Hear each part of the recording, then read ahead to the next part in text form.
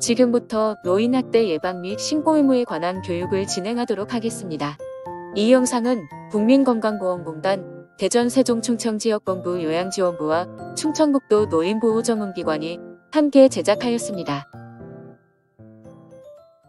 노인학대에 대한 교육을 진행하면 대부분 내 주변에는 그런 일이 없습니다. 라고 말씀을 하시지만 사실 노인학대는 점점 늘어나고 있습니다.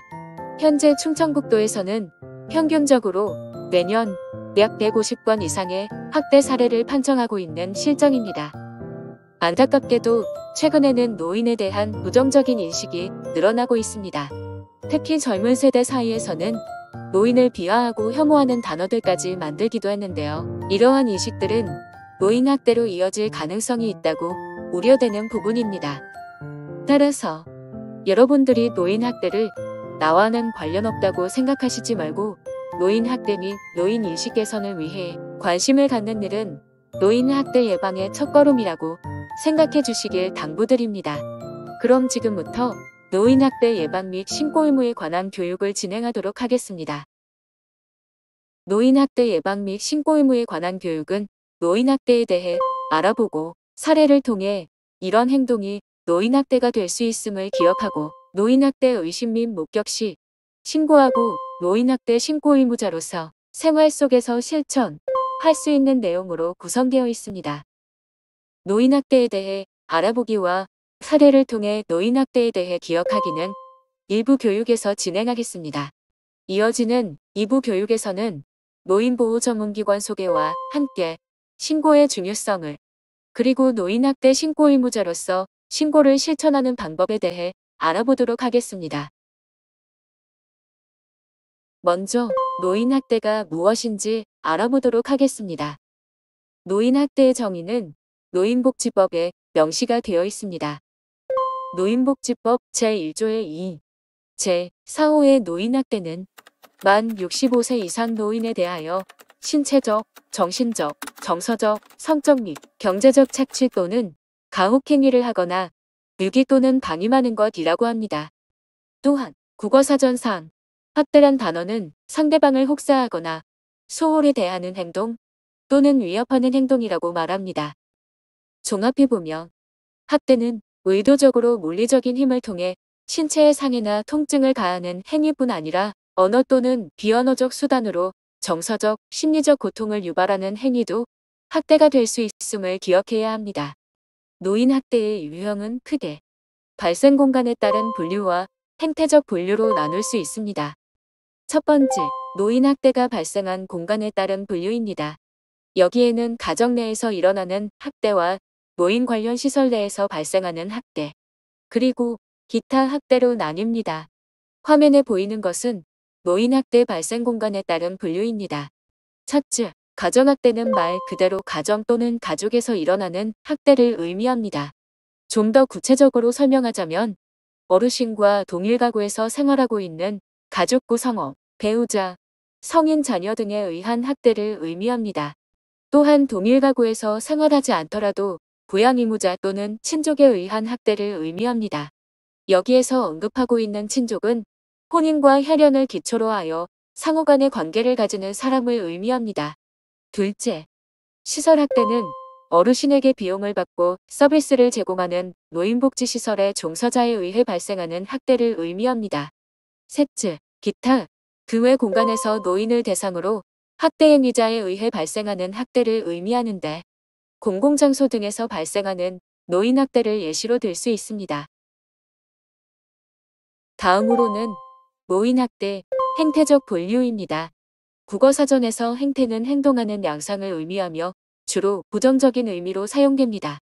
노인학대에 대한 행태적 분류에는 신체적 학대, 정서적 학대, 성적 학대, 방임 또는 자기방임, 경제적 학대, 유기로 분류됩니다. 앞서 말씀드린 것처럼 학대는 단순히 물리적인 힘으로 신체에 상해를 가하는 행위뿐만이 아니라 정서적, 경제적, 성적 학대 그리고 방임, 유기까지 포함될 수 있습니다. 의 6가지 학대를 대표 행위와 예측 징후, 사례를 중심으로 자세히 살펴보도록 하겠습니다. 지금부터 한 가지씩 자세히 알아보도록 하겠습니다. 여러분이 노인 학대를 생각하면 제일 먼저 떠올리고 잘 알고 계시는 학대가 신체적 학대라고 생각됩니다. 이 유형의 학대는 물리적 힘 또는 도구를 이용하여 노인에게 신체적 혹은 정신적 손상, 고통, 장애 등을 유발시키는 행위로 명시하고 있습니다. 대표적 행위로는 꼬집고, 때리거나 밀어서 넘어뜨리는 행위가 있고, 그 외에도 감금하거나 거주지 출입을 통제하는 등의 행위, 신체를 구속하는 행위, 생존 유지에 필요한 장치, 식사 등을 단절시키는 행위, 처방대로 약을 주지 않거나 의사의 처방이 없는 약물을 강제로 먹이는 행위, 원치 않는 노동을 강요하는 행위 등이 포함됩니다. 가정에서 일어날 수 있는 신체적 학대 사례를 보면 학대 행위자의 알코올 중독, 정신질환 등 여러 가지 이유로 노인에게 폭력적인 언행을 하는 경우가 있습니다. 사례를 예로 들면 아버님이 어머님의 외도를 의심하고 이와 관련해 망상 증상을 보이는 위처증이 있었습니다. 어느 날은 어머님이 시장에 가려고 외출을 했는데 아버님이 어머님을 의심하며 뒤를 따라오셨습니다. 당시 어머님은 버스 기사와 인사를 나눴고 아버님은 이를 보고 어머님이 버스 기사와 외도를 한다고 의심하며 폭력을 휘두르셨습니다. 당시 어머님은 아버님과 분리 의사가 없었기 때문에 본기관은 아버님의 정신질환 치료를 목적으로 개입을 시도했습니다. 아버님은 처음엔 본인의 정신질환을 인정하려 하지 않으며 치료를 거부해서 어머님을 학대 피해 노인 전용 쉼터에 보호한 상태에서 아버님을 지속적으로 설득했습니다. 이후 아버님은 신경정신과 상담을 받고 증상에 맞는 약물을 복용하며 본인의 태도를 개선하기 위해 노력했고 이후 아버님의 의지로 어머님과의 관계가 회복되었던 사례가 있습니다. 시설에서 일어날 수 있는 신체적 학대는 종사자가 입소 노인에게 폭력적인 언행을 하는 경우도 있겠지만 그 외에도 입소자 및 보호자의 동의가 없이 억제대를 사용하는 경우, 치매 노인이 소란을 부린다는 이유로 수면제, 신경안정제 등의 약물을 처방 없이 먹이는 경우, 입소 노인에게 청소와 같은 노동을 강요하는 경우 등이 있습니다. 특히 억제대의 경우는 입소 노인이 지속적으로 생명 유지를 위해 처치한 콧줄을 빼는 등 신체에 위험을 초래하는 행동을 하는 경우 불가피하게 사용해야 하는 경우가 있습니다. 이 경우에도 사용 목적, 억제대 종류, 보호자의 동의 등 객관적인 상황 파악을 위한 서류를 마련해 두어야 하며 2시간마다 억제대를 개방하여 어르신의 상황을 확인해야 합니다. 신체적 학대의 예측 징후로는 상처와 부상이 가장 확인하기 수월할 수 있는데요. 특히 눈가와 팔 안쪽과 같은 다치기 어려운 곳에 상처가 있다면 신체적 학대를 의심해 볼 수 있겠습니다. 그 외에도 질병과 관련 없는 폐수 상태 및 영양 부족, 체중 감소, 압박 흔적이나 상처, 위축감, 두려움 및 불안 증세 등의 예측 징후를 들 수 있습니다. 행태적 분류의 두 번째, 정서적 학대입니다. 정서적 학대는 비난, 모욕, 위협 등의 언어와 비언어적 행위를 통해 노인에게 정서적으로 고통을 유발시키는 행위로 명시하고 있습니다. 저희가 정서적 학대 피해 노인 상담을 진행하다 보면 폭행당한 것은 상처가 아물면 외면적으로 치유가 될 수 있지만 정서적 폭력을 당하는 경우에는 그 말들이 계속 생각나고 마음속의 상처가 오래 남는다고 합니다. 이처럼 정서적 학대가 신체적 학대 못지않게 큰 고통을 가져오는 행위일 수 있습니다. 정서적 학대의 경우 다른 학대와 동반하여 일어날 수 있기 때문에 가장 많이 발생하는 학대 유형이기도 합니다. 대표적 행위로는 노인을 무시하는 행위, 일상생활에서 다른 가족들과 별도로 식사를 하게 하거나 공용 물품을 공유하지 않는 등의 행위, 사회활동, 연락 등을 방해하는 행위, 고함, 욕설 등의 행위, 노인 본인에 대한 결정에서 소외시키는 행위 등이 포함됩니다. 가정에서 일어날 수 있는 정서적 학대 사례는 동거 중인 가족의 부양 스트레스로 인한 폭언, 노인이 점점 쇠퇴하면서 자녀와 정보력 차이, 세대 차이로 인한 지속적인 무시 등이 있습니다. 과거에는 집안 어르신께서 가정의 대소사를 결정하는 경우가 많았는데 최근에는 노인의 수많은 경험에서 나오는 지혜를 무시하는 경우가 많은 것 같아 안타까운 마음이 듭니다. 사례를 예를 들어보겠습니다. 아들이 배우자와 일찍 사별해 어머님이 아들과 함께 거주하며 손자를 함께 키워준 집이었습니다. 이 가정은 집안일, 청결관리, 음식관리와 같은 문제들로 잦은 다툼이 있었는데요. 하루는 아들이 일을 마치고 와서 어머님이 냉장고에 있는 삶은 계란을 줬는데 이 계란이 상했던 것입니다. 아들은 이전부터 어머님에게 냉장고에 썩은 음식은 버려야 한다고 말하고 어머님은 냉장고에 넣어둔 음식이 왜 썩냐며 버리기를 아까워했는데요. 이 사건을 계기로 아들이 분노하며 나를 죽이려고 이 음식을 준 거냐? 엄마는 왜 안 죽냐? 나가서 자살이라도 해라. 라며 폭력적인 언행을 했고 이러한 행동이 반복되었습니다. 이에 어머님은 우울감을 보이며 아들과 따로 살고 싶다는 욕구를 보였습니다. 이후 본기관은 어머님에게 심리상담을 연계해 정신적인 안정을 돕고 주거지 분리를 위해 집을 마련하는 과정에 도움을 주었습니다. 시설에서 일어날 수 있는 정서적 학대 사례도 말씀드리겠습니다. 치매나 청력이 좋지 못한 노인에게 의사소통이 잘 되지 않는다는 이유로 고함을 지르거나 욕설을 하는 행위, 배변 실수를 한 노인에게 조롱하는 말을 하거나 남들 앞에서 핀잔을 주는 행위 등을 예로 들 수 있습니다. 간혹 종사자분들께서 입소 노인을 어린아이 달래듯 하는 언행이나 핀잔을 주며 팔을 툭 치는 행동 등을 문제라고 여기지 않고 가볍게 생각하는 경우가 있는데요. 어르신들 입장에서는 불쾌하다고 생각할 수 있고 정서적 학대라고 느낄 수 있기 때문에 조심할 필요가 있습니다. 비슷한 예로 시설 종사자분들께서 입소 노인과 친근감을 느끼기 위해 반말을 사용하시는 경우도 종종 있을 것입니다. 나쁜 의도가 없다고 하더라도 어르신의 성향에 따라 본인을 무시한다고 느끼거나 오해가 생길 수 있기 때문에 더 예민하게 생각하고 조심하셔야 할 것으로 생각됩니다.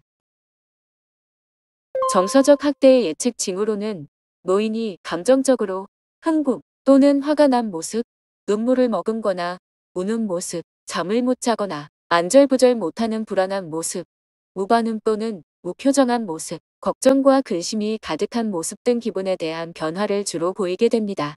또는 가족이나 보호자와 대화가 거의 없고 눈치 보는 행동을 보이며 대외적으로도 사람을 만나지 않고 외부 활동을 회피하는 모습도 예로 들 수 있습니다.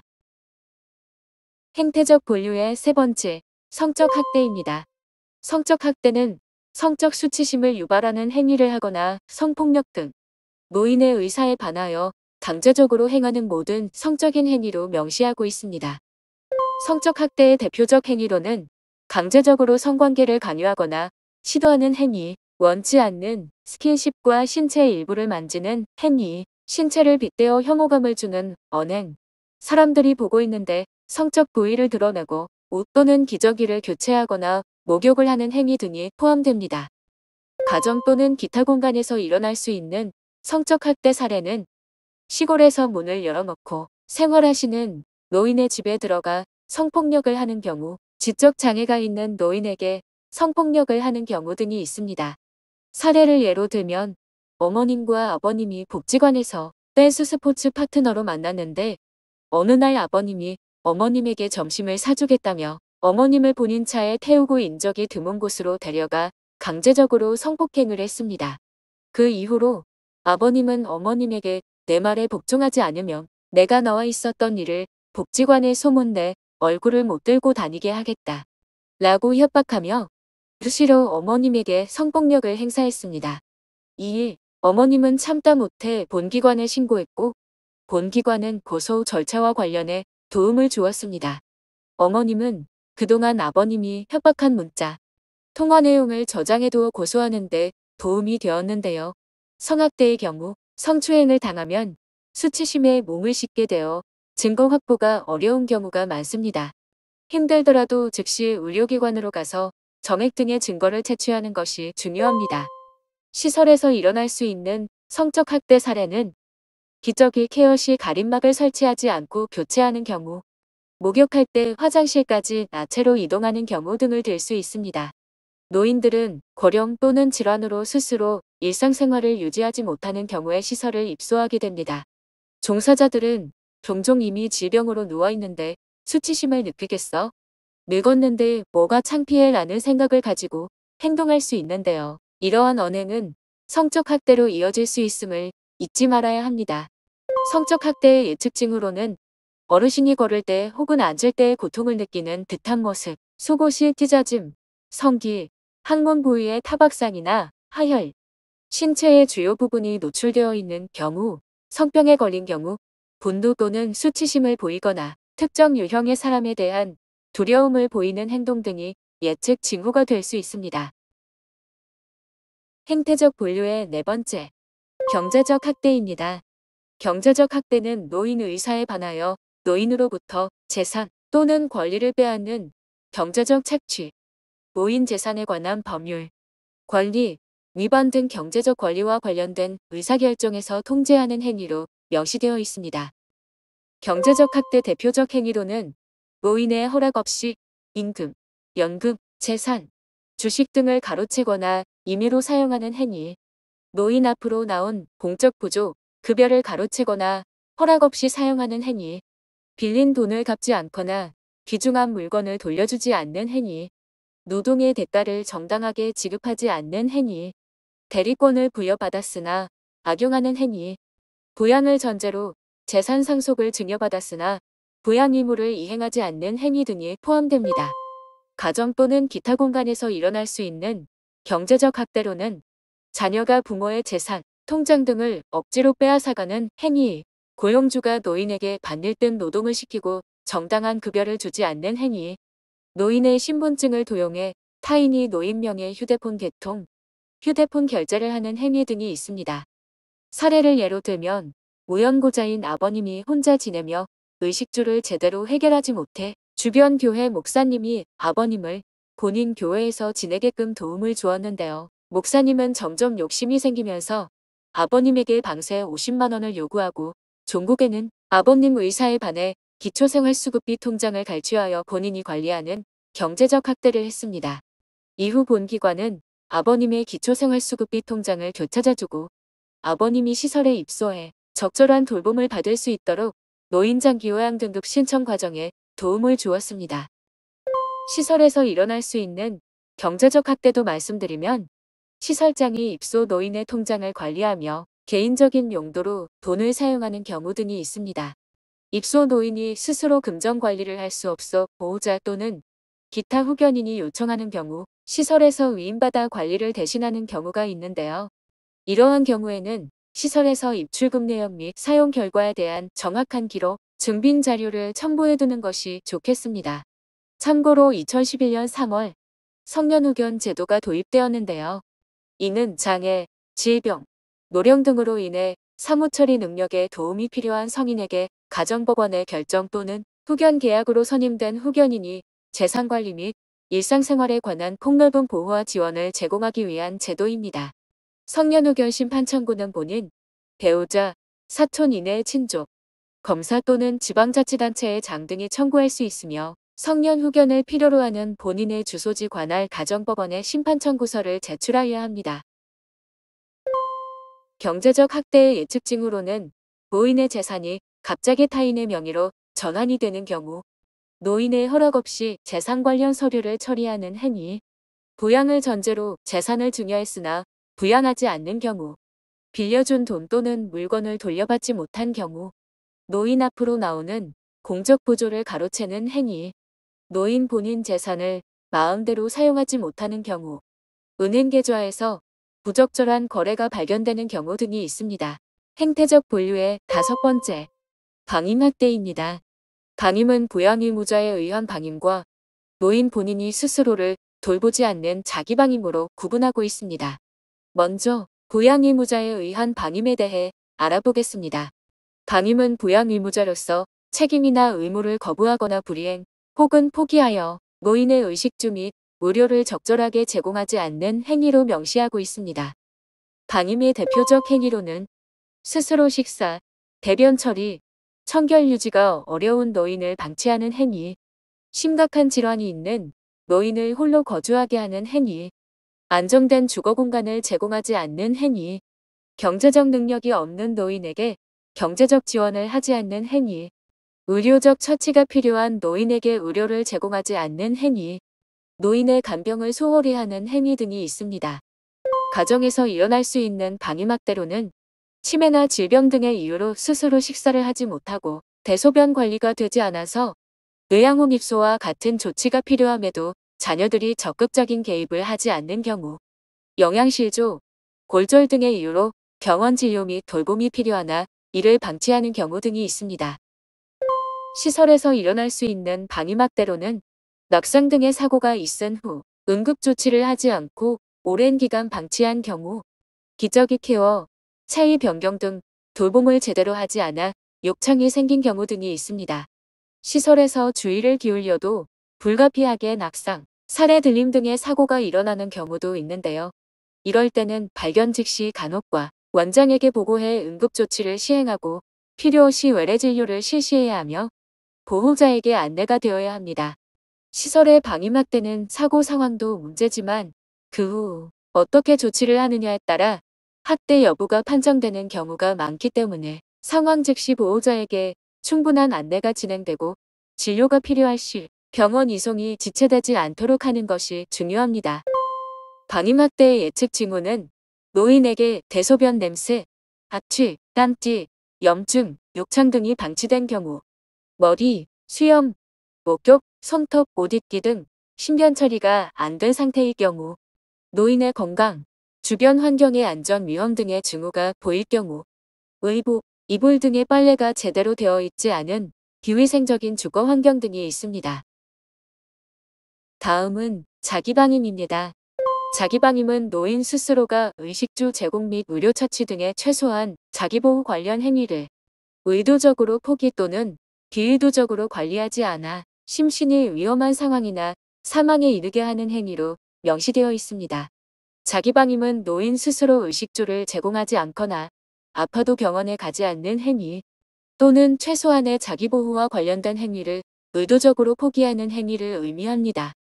대표적 행위로는 노인 스스로 의료적 처치가 필요한 상황임에도 치료 행위를 거부하는 경우, 생존의 필수적인 의식주를 거부하거나 돌봄을 거부해 노인의 생명이 위협받는 행위, 건강에 치명적임에도 불구하고 노인이 약물이나 알코올 남용을 지속하는 행위 등이 있습니다. 사례를 예로 들어보겠습니다. 본 사례는 자기 방임과 자녀에 의한 방임이 함께 일어난 사례였는데요. 어머님은 넘어져 고관절을 다친 이후 제대로 된 치료를 받지 않아 거동이 불편해지면서 대소변 관리 및 기저귀 케어가 제대로 되지 않았으며 식사도 제대로 하지 못해 살이 많이 빠진 상태였습니다. 어머님은 아들과 함께 거주 중이었으나 아들은 현 상황을 방치하고 있었습니다. 본기관은 어머님과 아들을 설득해 주거 환경을 개선하고 어머님이 적절한 돌봄을 받을 수 있도록 개입을 시도했으나 아들과 어머님 모두 본기관 상담 및 개입을 거부했습니다. 2일 타 가족들을 찾아 어머님의 장기요양 등급 신청, 요양원 입소 설득을 도와 어머님이 안정적인 생활을 할 수 있었습니다. 추가로 자기방임 중 저장강박증이 동반되는 경우도 있는데요. 저장강박증이란 사용 여부에 관계없이 어떤 물건이든지 버리지 못하고 저장해두는 강박장애입니다. 저장강박으로 주변 고물, 쓰레기들을 수집하고 이를 버리지 못하게 해 청결관리가 되지 않아 노인의 주거생활에 위협을 받게 되는 경우로 충분한 라포 형성과 설득이 필요한 경우입니다. 자기방임의 예측 징후로는 노인에게 필요한 물리적 처치를 받지 않는 행동, 노인 스스로 생명에 위협이 될 정도로 의식주를 거부, 자살을 시도, 우울감과 무기력한 모습 등이 있습니다. 자기방임, 어르신의 경우 식음을 전폐하거나 병원에 의도적으로 가지 않아 생명에 위협이 있는 경우에도 본인이 도움을 받고자 하는 의지가 없어 자원이 있어도 개입이 어려운 경우가 많습니다.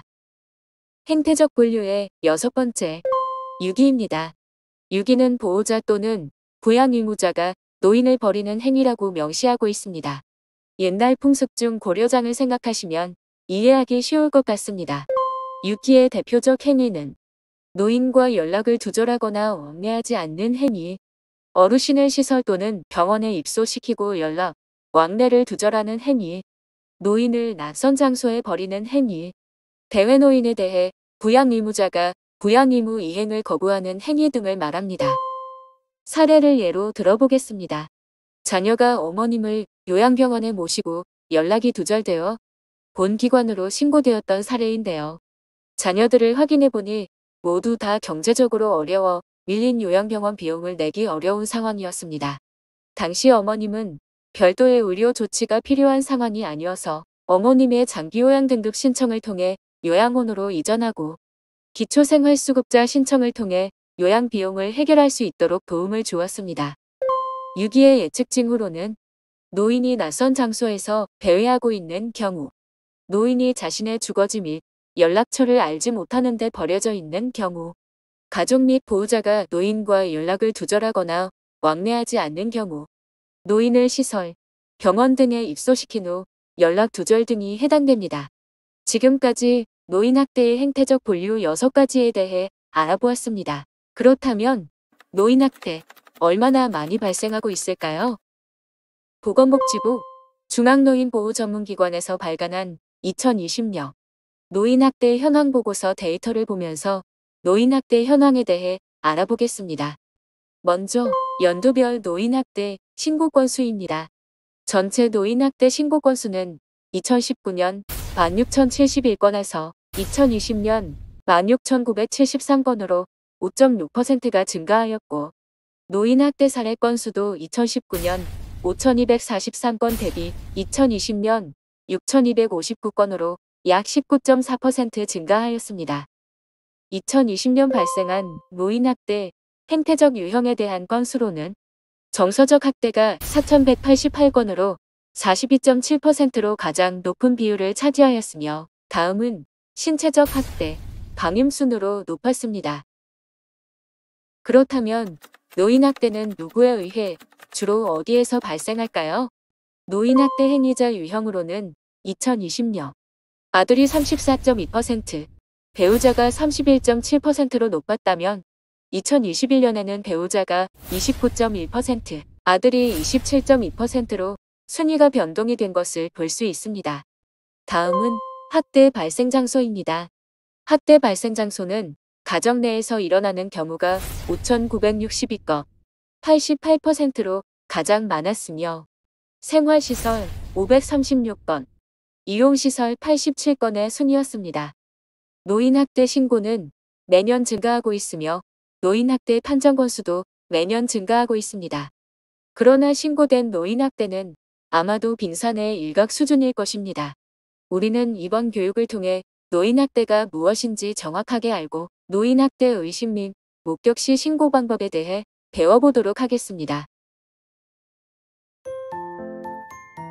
노인학대 예방 및 신고 의무에 관한 교육 일부가 마무리되었습니다. 본 교육을 통해 노인학대가 무엇인지 다양한 사례를 통해 노인학대에 대해 자세하게 기억하는 교육을 진행하였습니다. 이어지는 2부 교육에서는 노인보호전문기관의 소개와 신고하는 방법, 그리고 노인학대 신고 의무자로서 실천하는 방법 등을 알아보도록 하겠습니다. 여러분들의 이어지는 손끝이 보여주는 행동이 됩니다. 이어지는 2부 교육에서 뵙겠습니다.